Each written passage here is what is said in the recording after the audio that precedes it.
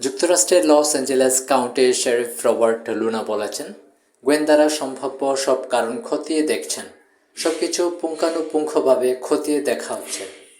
যুক্তরাষ্ট্রের ক্যালিফোর্নিয়া অঙ্গরাজ্যের লস অ্যাঞ্জেলেসের যে কয়েকটি অঞ্চল দাবানলে জ্বলছে সেগুলোর মধ্যে প্যালিসেইডস ও ইটন অন্যতম।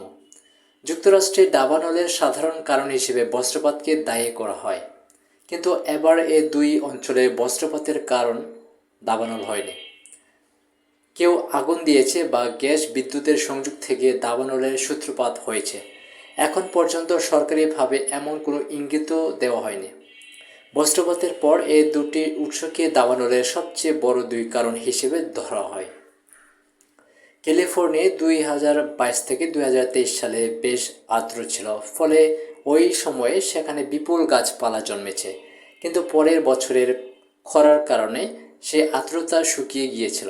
এতে সেখানে প্রচুর পরিমাণে ছোটোখাটো দাবানলের সৃষ্টি হয়েছিল। গত বছরের অক্টোবর থেকে লস অ্যাঞ্জেলেসের বাণিজ্যিক প্রাণকেন্দ্রগুলোতে কেবল 0.4 সেন্টিমিটার বৃষ্টি হয়েছে।